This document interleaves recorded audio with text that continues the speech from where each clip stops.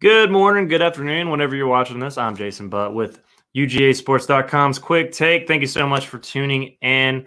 We'll try to keep this one a little short and brief. I know last week we had one that went really long, wasn't that quick. However, first, want to just, give my sincere hope that you guys are doing well and much better than those who cheer for the Dallas Cowboys.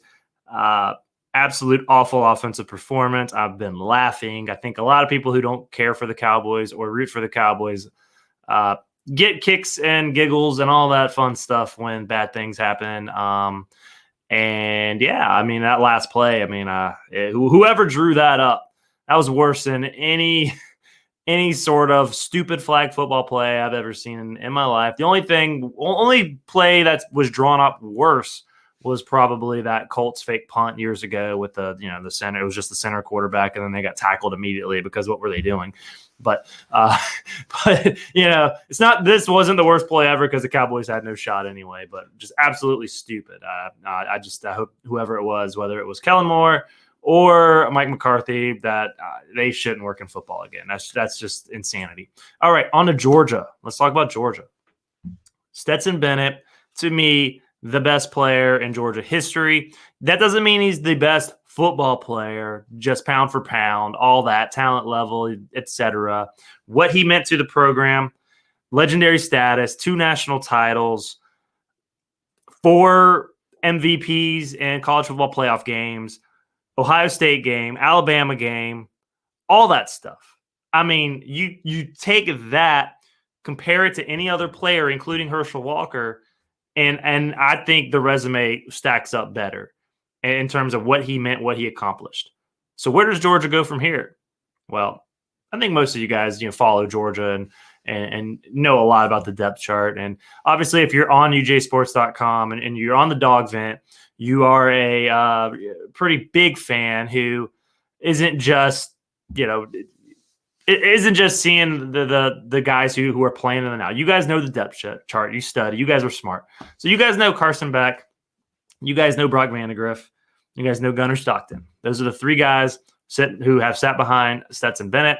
I think we can all agree that Gunnar Stockton, barring any kind of just tremendous leap he takes, probably won't push for the starting job, at least early on in the spring. We'll have to see how that plays out. I think this is right now going to be a 2-man race between Carson Beck and Brock Vandagriff. And if we look at Carson Beck,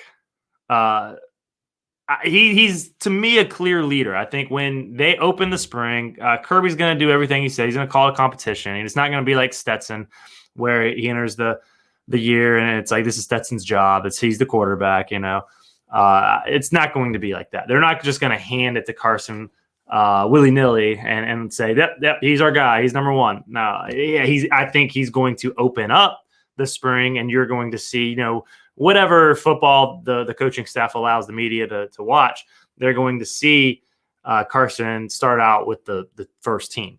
I think that's a given.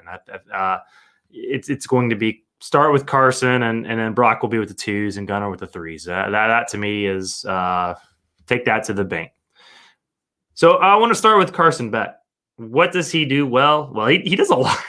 He does a lot. I mean, you look at, yes, it's garbage time, but you look at what he did this year with the reps that he got.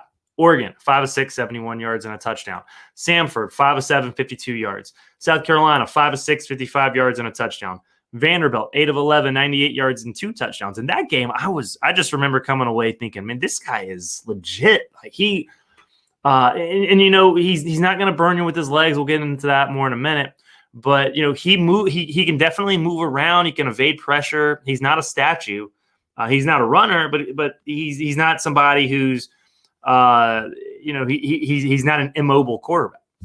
Georgia Tech, he had one completion, 2 attempts, 3 yards. And then TCU, by the time he got in the game, it was mostly run, but they gave him the opportunity to throw a little bit, 2 of 3, 31 yards.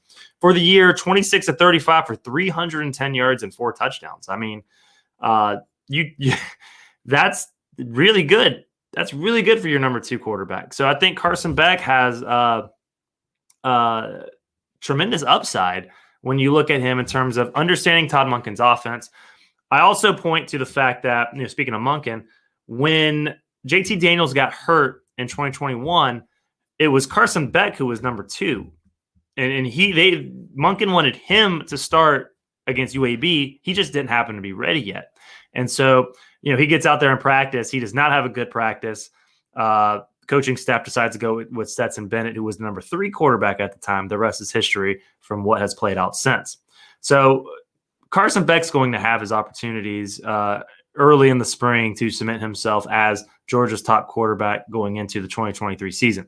Now, Brock Vandagriff, on the other hand, he has one thing that could cause the coaching staff to think that they should go with him instead, and it's the fact that he is mobile. You look at what Stetson did with his legs at times.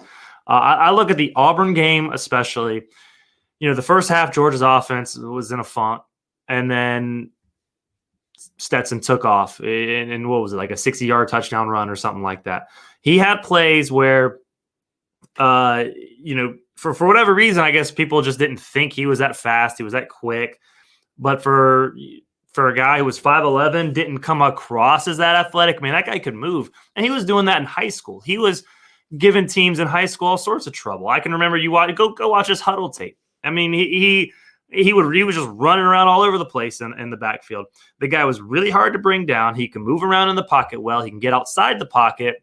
And especially after that first year in 2020, when he really learned how to throw the ball and not get it batted down, you saw him keep his eyes downfield, move around. He never looked to run as a first read, second read's not there run. He went through the progression, but if he felt pressure, he had just good senses. I obviously can't say enough about the guy.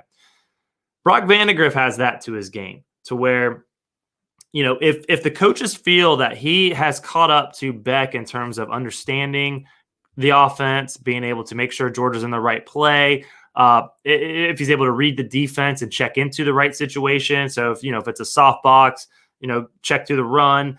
If it's if they're showing blitz, make sure you get the ball out quick.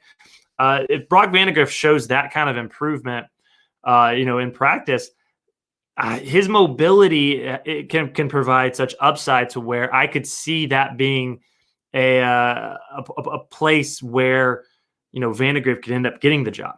But as it stands right now, you have to lean toward Carson Beck. You like what he's shown on tape so far in game situations. He had a whole year repping with the 2s.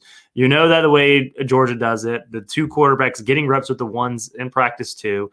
So that's a great thing. I think moving forward, where that you would think Kirby Smart, Todd Monken, they feel really comfortable about where things stand with Carson Beck as Georgia's starter.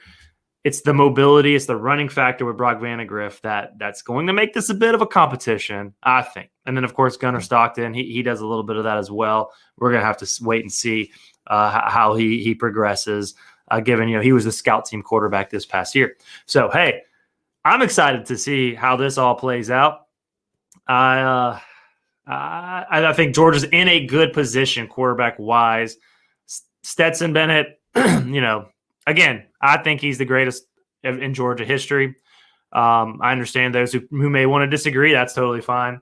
That's just my opinion. And I think he will be tough to replace. But I think they got 2 really quality quarterbacks sitting there. One who has picked up some good game experience in Beck. So really interested, really anxious to see how those guys play it out this spring. So with that in mind, I will let you guys enjoy your day. Thank you so much for tuning in. If you haven't, please go to the UGAsports.com dog vent and subscribe there. It's the best community for UGA sports fans on the World Wide Web.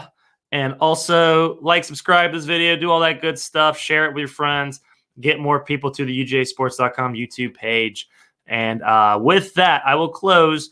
And I just want to say thank you so much. You guys have been awesome. I have been Jason Butt. Y'all take care.